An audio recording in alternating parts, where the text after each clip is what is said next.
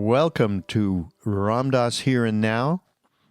And the Here and Now is our first podcast of 2016. So Happy New Year, everybody. I'm Raghu Marcus, and we have a terrific talk that we excerpted.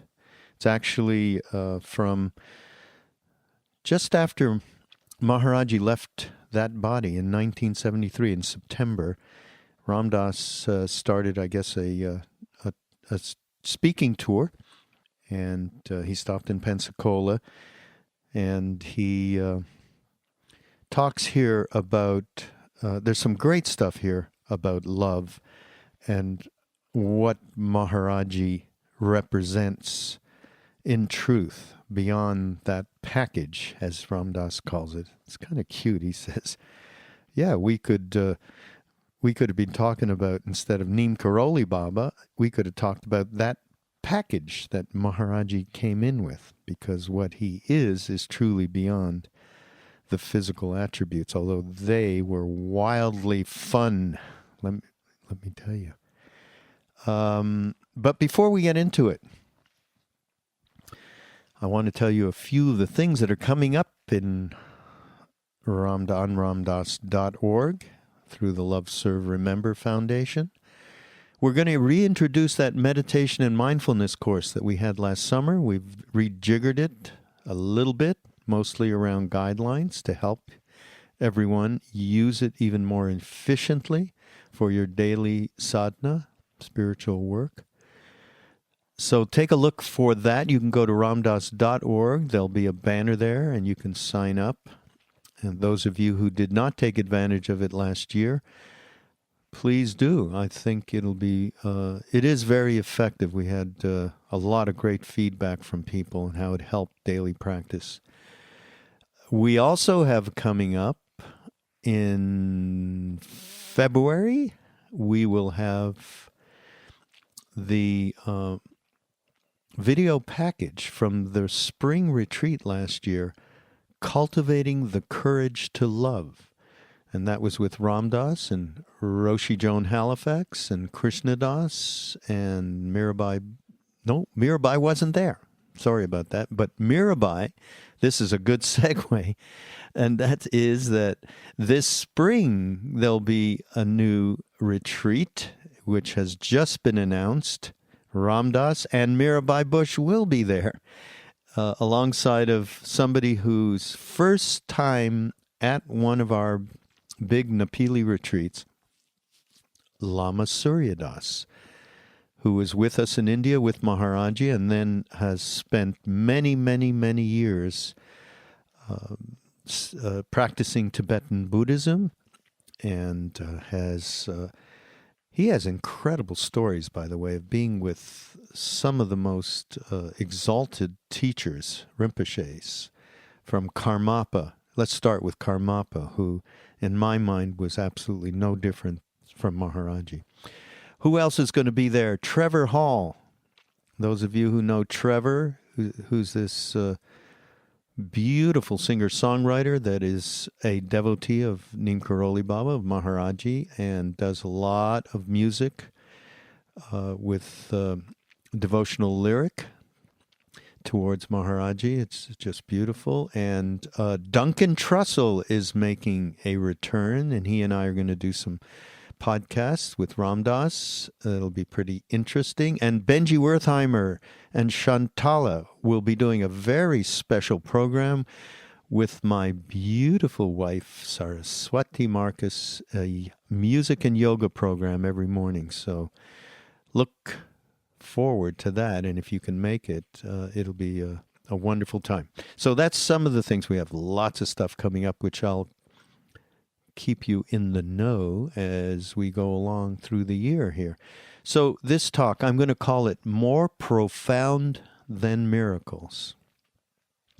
As Ramdas talks about some of the miracles, he mentions one in particular, which is one of those outlandish ones where Maharaji bilocates. And I'll leave you to listen to Ramdas describe it. But more important to me is what he says here, which is more profound than the miracles, was the quality of presence, of unconditional love. It was so intense, it cut through all feelings of separation, paranoia, whatever you might have going on in your mind. That was more profound a miracle. And of course, that's been well documented. And now, of course, in this book, Love Everyone, you can hear everybody's stories that really, really elucidate just this power of the presence of unconditional love. And everybody has had that experience who was around him, not just physically, but after he left that body. People have the same kind of experience. So in talking about that and in describing that, he makes a reference. When two people are in love, they are meeting in the space where they are love. So when that happens to us, of course, we think it's that person who is representing that love to us, and we are joining with that love. But really, it's in us. It's a reflection that we are that love. And the problem, or before I get into the problem, he talks about imagining a place where someone is living in that presence all the time with everyone. Everyone you look at from that place is your beloved. A conscious being is that beloved. That was why it was so magnetizing to be around Maharaji, because that's the only thing that was going on. And there was no conditions, there was no attachment, there was nothing. Now, when I said the but a little bit ago, in reference to how we fall in love, which is the example Ramdas is using with another person, unfortunately, because we are putting that presence off onto another person, they can't always fulfill it. So the truth is, of course, we are all conditional lovers. And without certain conditions, that love stops being reflected eventually. Of course, in the very beginning, it's pure. And sometimes we can recognize that that is not just outside ourselves, that love that we feel. We can recognize a tiny, tiny bit, perhaps, that it is inside ourselves. We get that feeling. And I shouldn't even say a tiny bit. I mean, we do feel it. And that's the place where once we can recognize that and translate it to the kinds of experiences we've had, either it might be through a psychedelic or through a piece of music or just a meditative moment, a contemplative moment. And then we can trust that space that we did share with that other person that we have these intense feelings of love for. So in the rest of this talk, so Ramdas sets up the idea that of what Maharaji is represented by this unconditional love and how he represents that unconditional love, and examples of how we ourselves experience that love through another person, and how we can experience it to the point we can trust it inside ourselves, which is tremendously important, of course, to love ourselves, and then experience that unconditional love, which ultimately we do have and we are. And so then he starts to talk about what to do about getting to that place, and dealing with thoughts and emotions and attachments. And he talks about it's not a matter of destroying body, thoughts, or emotions. It's to get beyond the attachments to the thoughts and emotion. So it gives a path to getting to that place where we can actually start to live in or maybe that's a little bit going a little too far in terms of actually living and being it. That's tremendous amount of practice and work and lifetimes. But just understanding that it is possible, and the moments that we do feel that unconditional love around us. And the best example that I can think of is when we were with Maharaji, we had that feeling between us. It was so powerful in that moment that we realized, oh my God, everybody here I feel the same about. I feel that depth of unconditional love. We may not have known the words for it, but the feeling was there. What are the qualities of a being who has extracted themselves from being caught in the particular illusion we were born into? Once a person has started to awaken, you can no longer make believe you are asleep. So that's a reference to Gurdjieff. Ramdas mentions this and says, once you recognize what your predicament is, you can't make believe you did not recognize it. And that's what I mean, going back to once we recognize that love, and we've experienced it in whatever way possible, then we can trust that and know that we will keep moving forward into that presence. Once we recognize where we're stuck, and once we recognize what the possibilities are, trust that you will not go back to being in the dark. It's once you've seen the light. It's just like one of those spiritual songs, right, from the old days. Once I've seen the light, you can never go back to being completely in darkness. Can you imagine the possibility that in every one of us there is this one? Atman, it's called in Hinduism. This one reflects from inside out. This one is like the sun, and it reflects from inside out through all these veils of thought, identity, and concept. Again, once you recognize the one in whatever way, shape, or form, trust that you will be propelled forward from that time on consciously, knowing that it is a reality for us to be able to live in some kind of unconditional love, not obviously, not looking to be like Maharaji 24/7. Eventually, of course, that is our destiny. But that's like maybe way too big an ask in this moment. I mean, for me it is.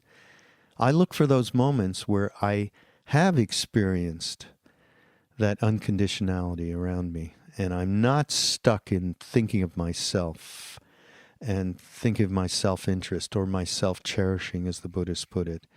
And then I begin to trust that moment, and the more that trust happens, it turns into a faith that we are all being guided, and the recognition of that you can never turn back from.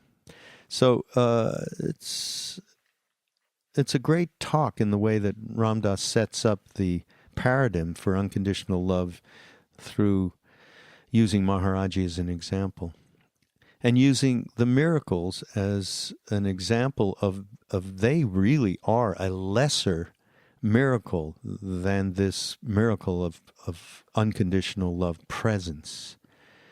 And I don't know how many times he said it, that when he came back from India, he realized later that it was that miracle. Well, that's why the book is called Miracle of Love. But that was the real miracle, and that the other miracles were just a matter of breaking down the mind. And that's not just what happens.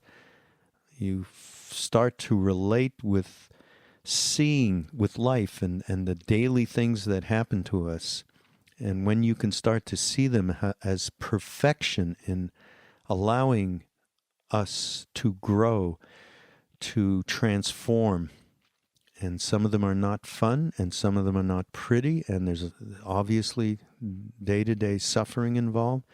But when you start to realize that these events in your life are perfectly designed for that growth, and you start to trust that, that is the guru. So let's move forward here and listen to this talk. Again, it's from 1973, just after Maharaji Neem Karoli Baba left his body and Ramdas started teaching again. This is after that whole period of when we were all in India for that 3.5 years, some longer, some shorter. And so Ramdas, Here and Now. The title of this, I'm looking it up because I just made this up. More Profound Than Miracles. See you next week. It's like one day Maharaji and I go to I go with a group of people in my Volkswagen to visit a little temple. Because Maharaji says, don't come until 1 o'clock. Maharaji means great king. It's just a name given a holy man. Many holy men are called Maharaji. It's not the Chota Maharaji, the guru, 15-year-old, now 16-year-old wrote.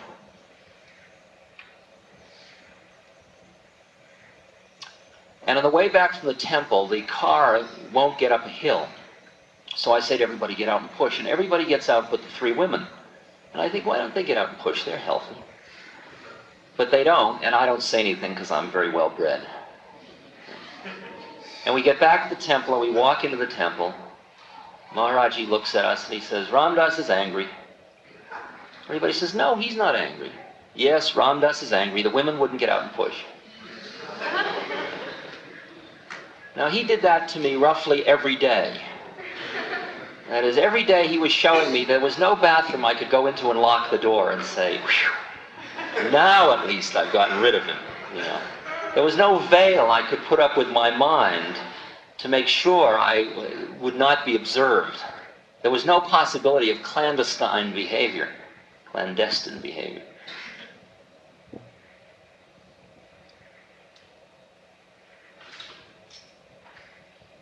But there was no way he would let me control it. I love this way he would play with me. At one point I brought a very nice person from America, and I wanted this person to be impressed by my guru. See, so I brought him to my guru so my guru would snow him.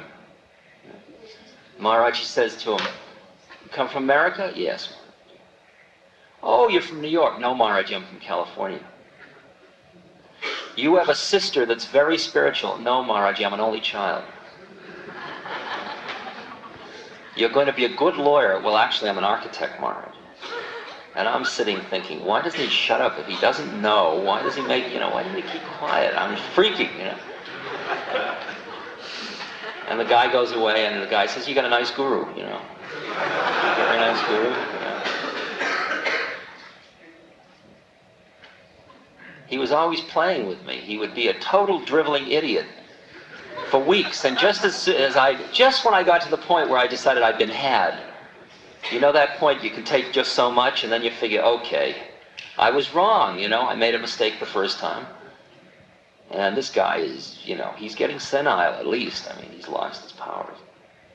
Just then he'd do something that would be so far out that as far out as I could see how it was, he'd be sitting like saying, don't you get it? He was always like way, way out there.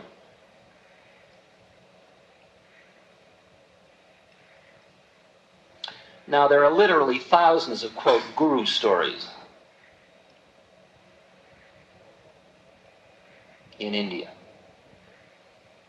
Thousands and thousands of them. In fact, in India, in a little village where they have no electricity, and they have no cars to go anywhere, so they sit around evenings by the coal brazier, singing holy songs, which we will all be doing soon. They're very happy, so don't worry. It gets better. As the energy crunch gets heavier, believe me, it gets lighter. This is the spirit being handed back to us through disaster. And they sit around and they tell stories about their gurus.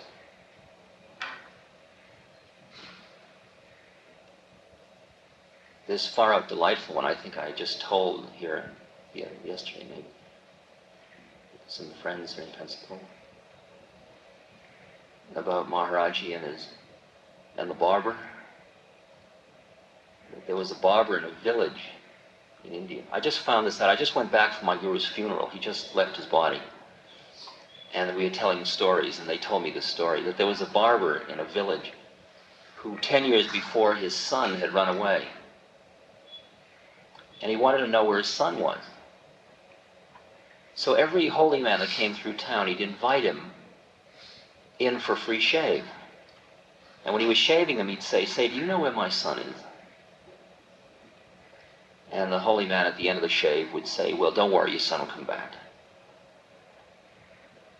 So one day Maharaji came through town, and this man invited Maharaji in for a free shave. And he lathered up Maharaji's face, and he started to shave him. And he told Maharaji about the son being missing, just as the face was half shaven.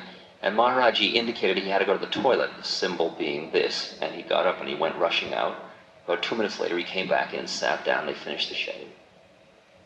And Maharaji said to him, don't worry, your son will come back. And he left, just like all the other holy men. And the next day, the son arrived. The father said, what are you doing here? The son said, well, I'm a manager at a hotel now, in a village that's about 200 miles from here. And he said, yesterday I was standing behind the desk of the hotel, and this man rushed in frantically. And he had half shaving lather, and he was half shaved. And he rushed in, and he said, your father wants you. Here's the money, go quickly. And he ran out again. Now, what are you going to do with a story like that? I mean, it's like a Marx Brothers story, isn't it? I mean, first of all, why would he do it in such a bizarre way? You know, I mean, he could have done it many ways. Why such a peculiar way in that? Just, I guess, so we can tell the story now.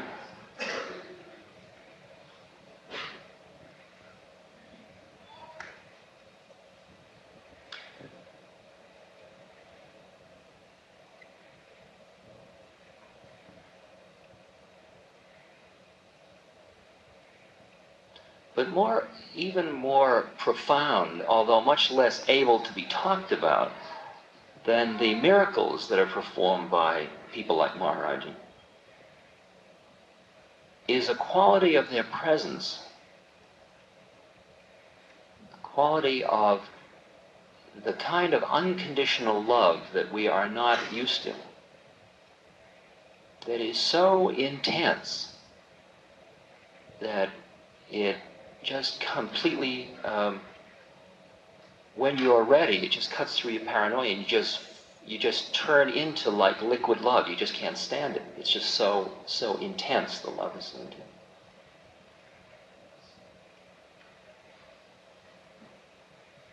Now let me describe what that love, let me talk about love for 1 second. When you say, I fall in love with somebody, I'm in love with her, let's say. Another way of saying that is, she is a stimulus which turns me on, which connects me, allows me to connect to the place in myself where I am love. And when two people are, quote, in love with each other, they are each turning each other on to the place in themselves where they are in love. And when two people are in love, that means they are meeting in the space of love. And what happens to us is we get hooked on our connection, just like any junkie. And you're in love with her or with him, and you think it's the her or the him, when actually the love is the state of your own being. It's just that they are your connection to open it, because they see you in a certain way, and they allow you to see yourself in a certain way, and they allow you to touch a place in yourself.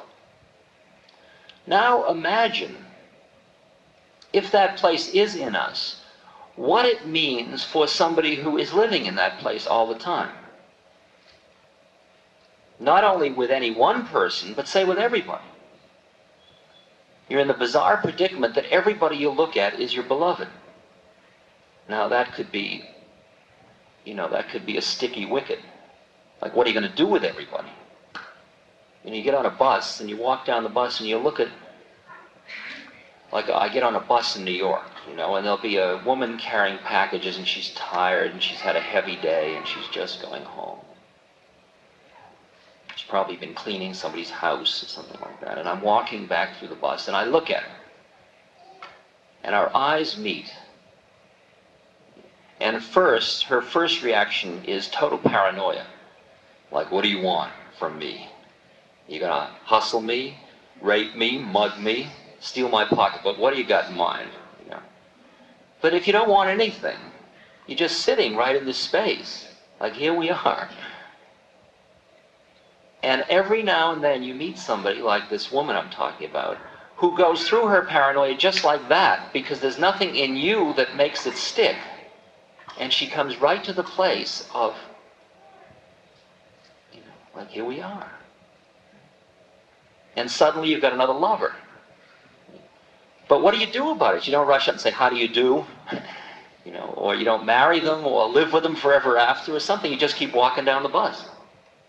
Because it only takes that moment to recognize another being in this space.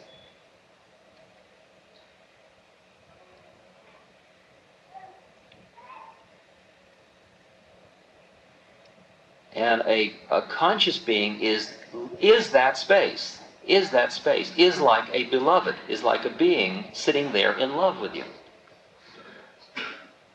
No attachment, no conditions, not conditional, not I'll love you if you're this way or that way, just love. And it's a very incredible thing to come up with towards somebody who's an unconditional lover. Because all of us are conditional lovers, I assure you. There are limits under which we will not love, because we all are protecting our separateness. Now, isn't this being that I'm talking about protecting his separateness? No, because he isn't that at all. He isn't on channel 7 only.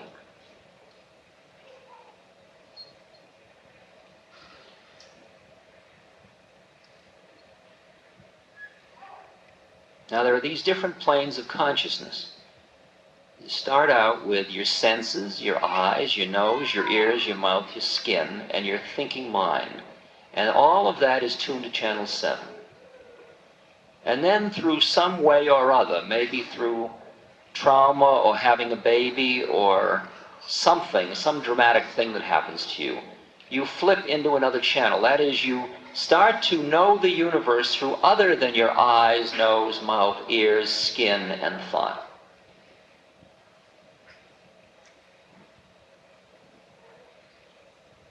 You come into another way of knowing the universe.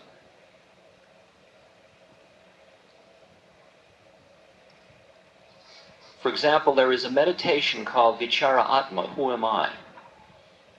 And you sit down, you have the discipline, you say, I am not this body. And you experience the legs as objects, and the arms as objects, and the torso as object, and the whole body as object. And you're sitting in the body as you would be sitting in your Ford or your Volkswagen. And then who is it that is sitting inside the Volkswagen? Well, you figure it's your thoughts, your thinking mind, your cogito ergo sum. I think, therefore I am.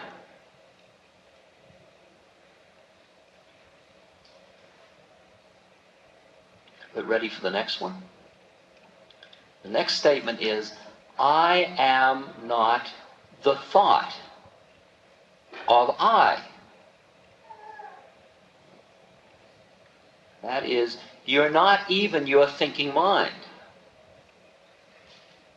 You know, you wake up in the morning and you go through the following things. You wake up, I don't know what you go through, but I usually go through, I gotta go to the bathroom. Oh, it's warm in here. I can wait a few more minutes. I smell coffee. What's that noise outside? Oh, I got so many things to do today. Gee, I wonder if that toe is better. Gee, I gotta go to the bathroom. What was that dream I was just having? Etc., etc., see? Your mind starts vrrrr, see? All day like a trip hammer. Vrrrr. Look at this, look at that. What's that? Where's that? Ooh, yes, I gotta read this, study that, think that. What the? Look, listen, feel, sense, taste, touch. Think, remember, plan, think, remember, plan, sense, hear, see, smell, taste, feel. Right? It's roughly going, you know how fast it's going? It's going 17 trillion mind moments per blink of an eye. That's the rate at which the vrrrr is going. Okay?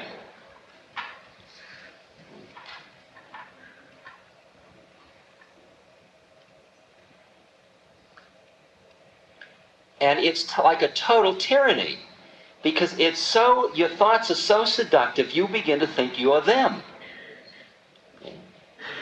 So when you're eating, who are you at that moment? You're, like for me with pizza, which is my thing.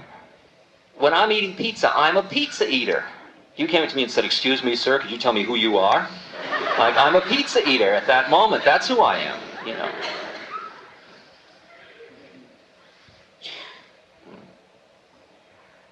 I mean, I'm totally involved in my sense experience.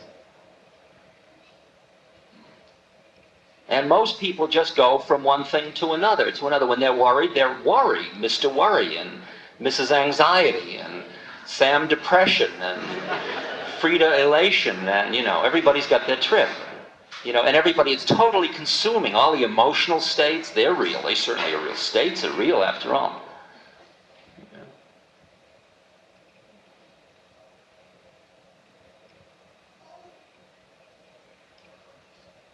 And they're all just thoughts.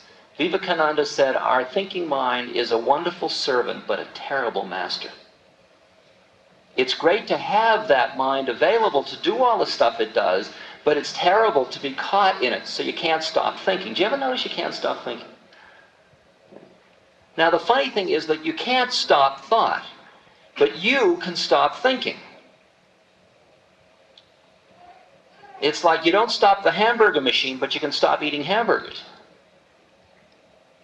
The thought machine keeps going on. It's just running on. It's just totally mechanical. It's totally mechanistic.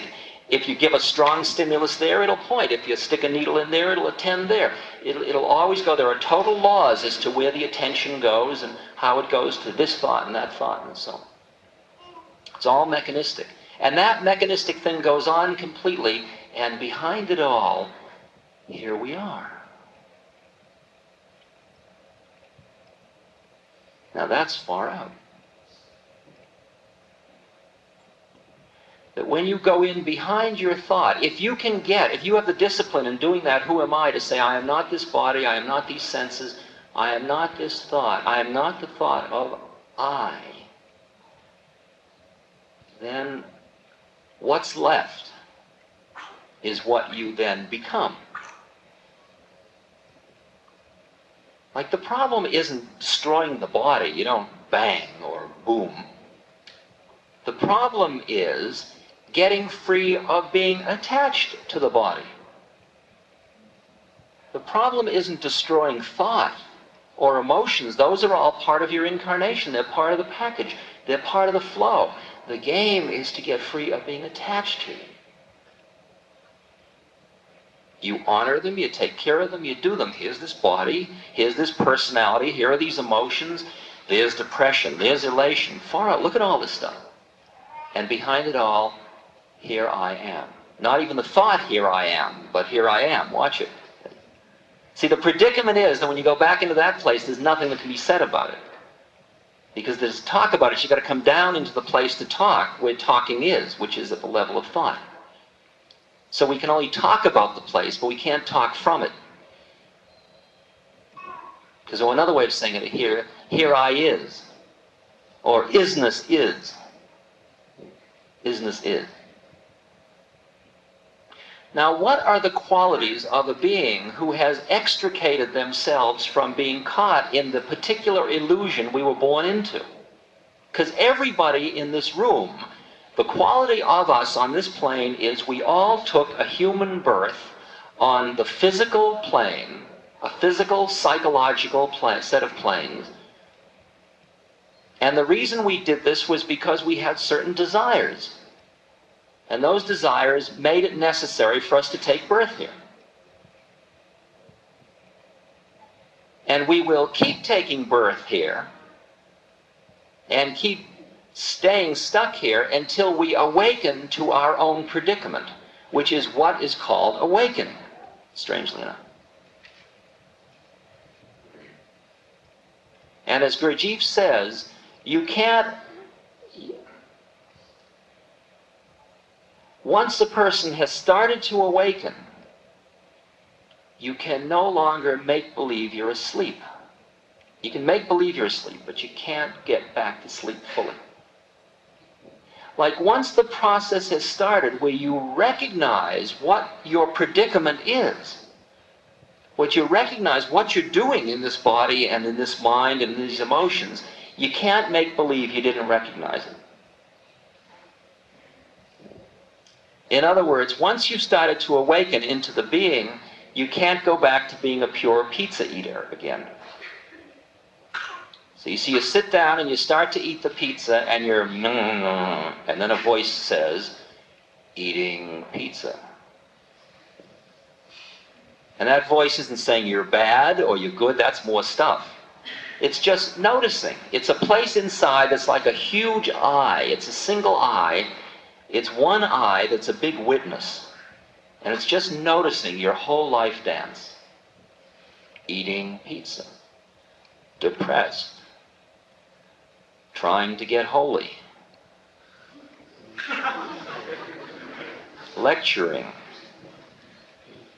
Itchy. It's noticing it all. It's not attached. It's not trying to change anything. It's not trying to get you high or anything. It's just sitting in there. It's always been sitting in there. And slowly, the process is this kind of irrevocable thing that starts to happen to you where more and more you develop this place in you which is just sitting, noticing how it all is.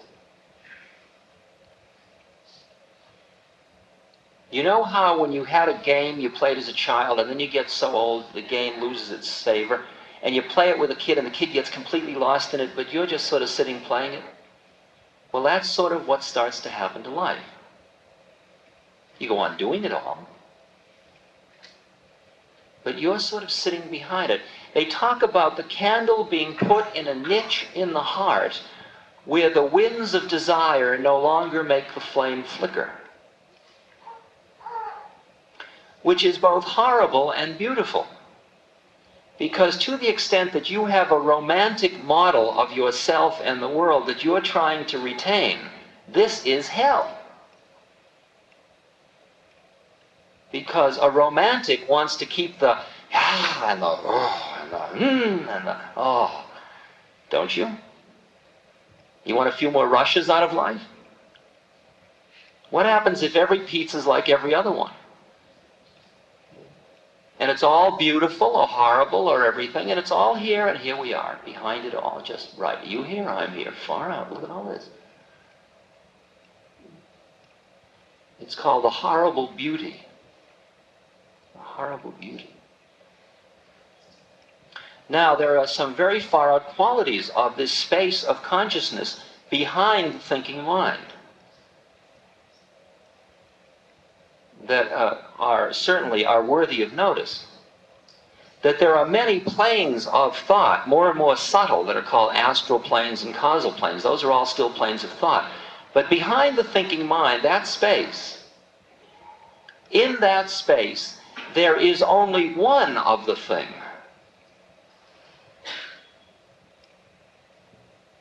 That is, there aren't many beings because many would already be more thought, more stuff. There's only one of it. So that the far out thing is, and this is straight on as far as well as I can understand it at this point, and my experiences corroborate it as well as I am developed, that if you go in yourself far enough back, not only do you and I meet if I go back in myself far enough, But there's only one of us. There's not even two of us. It's not, hello, are you there? It's, well, whatever one says to itself. See? It doesn't say anything to itself, actually. Because it doesn't know itself, because it just is. Like when you get far enough back in, you can only be, you can't know anything, because knowing already takes an object. You got to know something. But when you go back to this one, you're just sitting as one. Now that's pretty strange. And can you imagine the possibility that in every one of us is this one, which in Hinduism is called the Atman? And that this one, which is like a sun, reflects from inside out through these veils and veils and veils and veils of thought and identity and concept and all this stuff, and they end up being way, way out here, and you think you are who you think you are. And when you die, the only thing that will die, it turns out, is the thought you have of who you think you are. That's all it dies. Isn't that bizarre?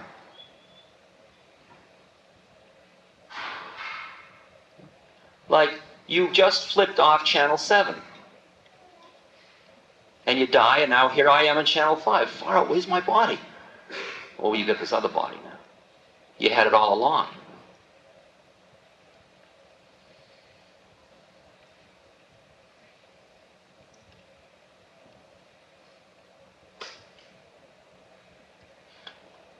Like when I go to India, I go to my guru and he tells me things that happened in America. Like in the old days, if I was sitting here and then I got on a plane and you said to me, I want to test it.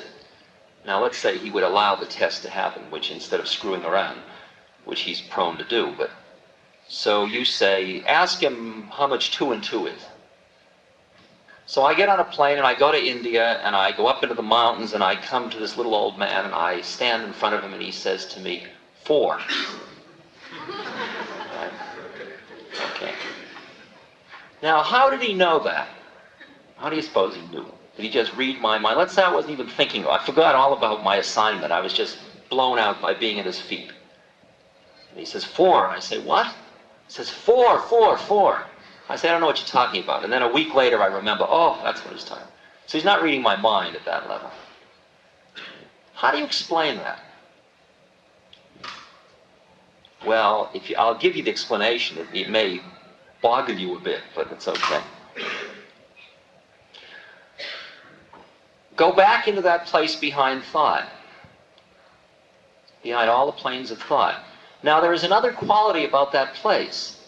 It is behind time and behind space, because those are matrices that exist on these planes where thought is. So where he is, past, present, and future, and here and there, all are. Not only all are, but he is. It is so far out that he is literally the number 4 in your mouth. It's the same thing that is if you experience something in your arm, you're experiencing it within what you call yourself. And all of this, the entire universe, would be within himself if there were a demarcation at all. Now, it isn't the guy in the blanket in India that is that one. You realize that. That's only the package on channel 7. Okay? And what happens is often you get hooked on the packages. Okay? Oh, package, I worship you. You know, your plastic is so beautiful and your labeling is so great and all your seams are wonderful. Okay? And you worship the package and you pray to it and you sing to it and you rub its feet. Oh, holy package. You know. And after a while, you get to the recognition that that was only the package. You've just been hustled again.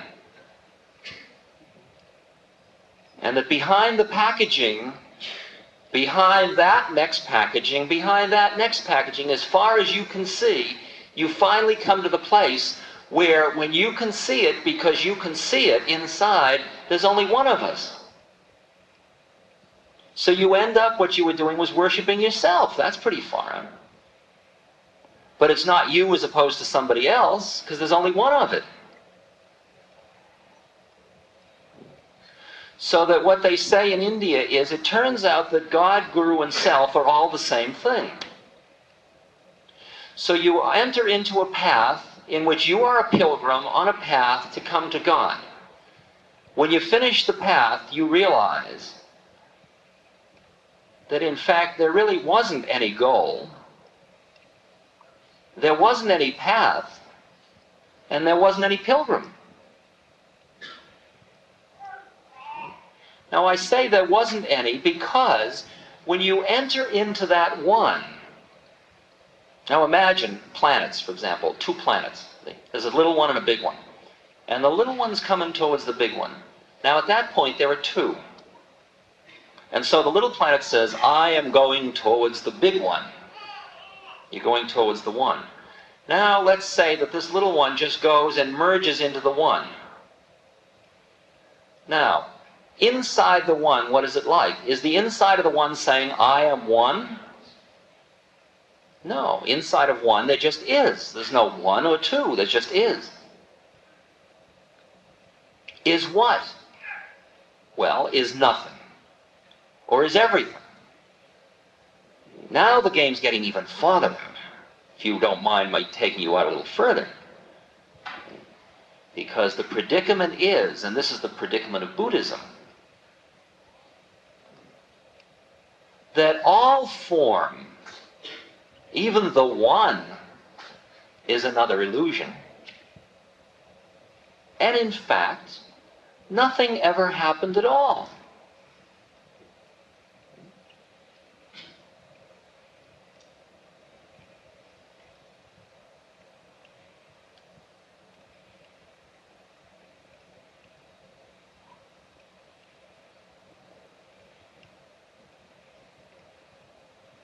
And that's what is called the nirvanic state.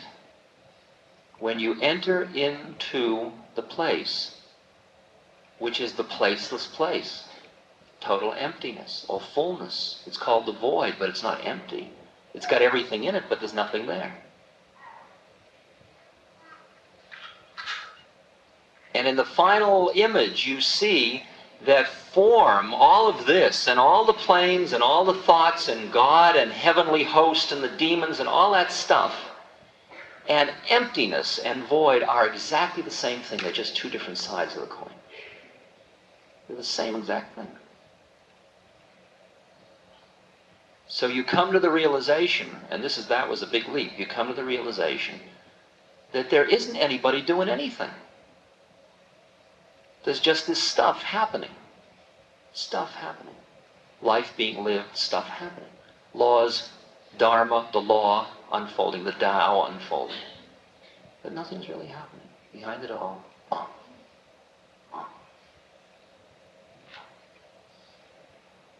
So now you begin to sense what becoming enlightened is about. Because becoming enlightened literally means dying into the one which is zero. Which in fact means that when you become enlightened, since you never become enlightened, since you think you're somebody, when you give up thinking you're somebody, then what's left is enlightened. That is, you can get right up to the door, but you can never go through the door.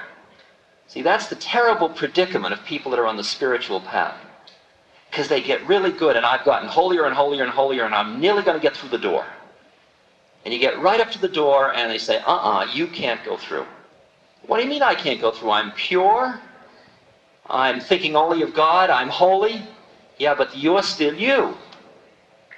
And there's only room for one on the other side of the door. Sorry, you've got to leave yourself behind. Well, what's the fun of going through the door? There's the rub.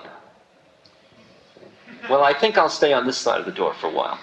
I'll enjoy being right next to the door, okay? And that's where most people sit for incarnation after incarnation after incarnation, because it's so nice to be nuzzling up against the door but still be somebody. And you get really good at it. I mean, this isn't gross stuff. This isn't, I'm near the door. It isn't that level. I mean, like my Aldous Huxley, very dear friend.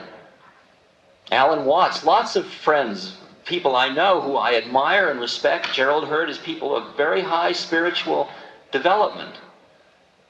Still, all got up to the door and they stayed around because for an intellectual, the delight in knowing you know almost everything, even though it's not, I, Aldous Huxley, know, it's just extraordinary. Wow. Wow. You know. I mean, Aldous was so blown out by how clear his understanding was of the laws of the universe, because he was so little attached to anything except the delight in knowing, that he was practically down to one word, you know. I mean, you'd say to him, Aldous, look at that horse shit, and he'd say, extraordinary, you know. And you knew that he saw in that everything. He saw the entire universe everywhere he looked. And for the person that's on a devotional trip, oh, to get so close to the beloved. Can you imagine that? To get so close to love itself. But you realize if you go through the door, it's like at the moment of orgasm, there isn't any more beloved. See? And you want to stay. It's like an extenuated foreplay. How long can you make it last? 10 lifetimes? 1,000 lifetimes? You know? How long can you keep it going? See? Because once the orgasm occurs, that's it. There's no you, there's no me, there's no nothing. There's just... And that was the end of that.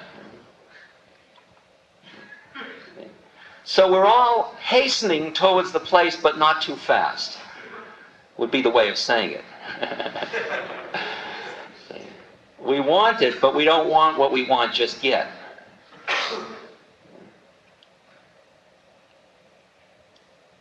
But in the meantime, for most of us, there's still plenty of stuff to do before we nuzzle up to the door. Because there's still a lot of times when we really think we're on Channel 7. We're really taking our melodrama seriously. You really think your storyline's real. I've had this terrible. I got this exam tomorrow and that should do it for you.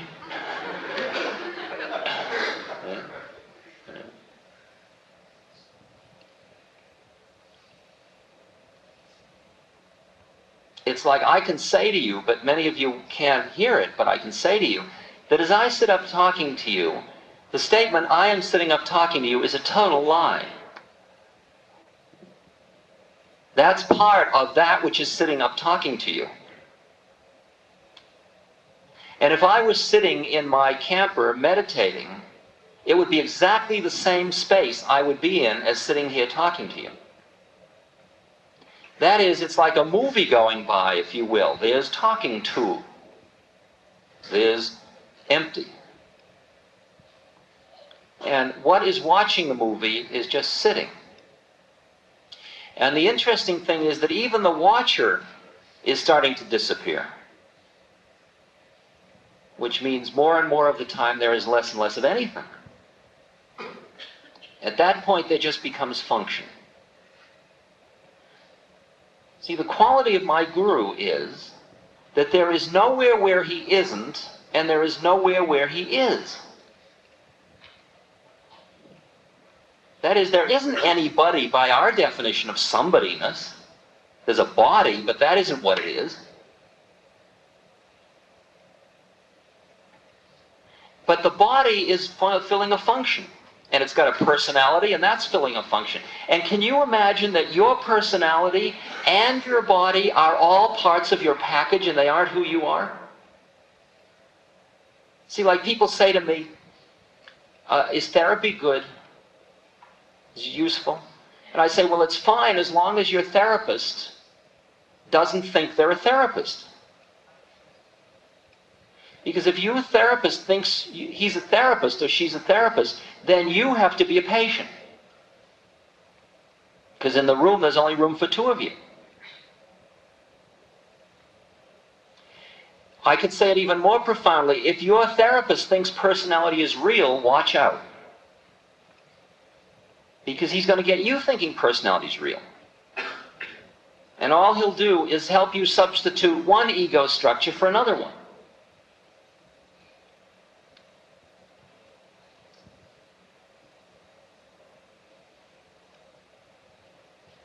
But the minute you are starting to become conscious, you can work with a therapist who still thinks personality is real and use that for your body and fender repair work on your personality without buying the whole model of the therapist.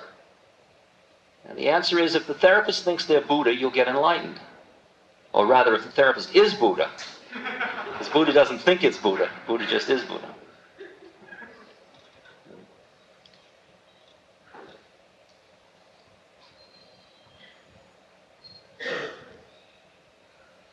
Which leads to a bizarre conclusion, by the way, about how people change in relation to one another, which is, I'll lay it out, although it may be hard to buy in. What you do for another human being is share your being. That's all you do. The stuff you think you are doing is just stuff you think you are doing. Now, this is a tricky one.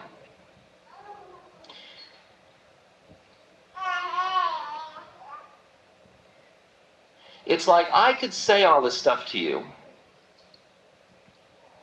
but you can only hear of it that which not only you are ready to hear, but which I am saying from a certain level of my being. If I say it from a very superficial level, it won't do anybody any good. That is, what we actually teach or transmit to each other is our own level of evolution.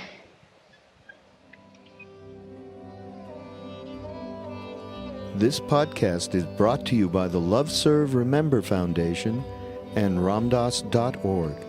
We appreciate you listening, and we appreciate all the support that you've given us. Please continue that support and donate at Ramdas.org. We can then continue to share what Ramdas has been sharing for all of these years. Thank you.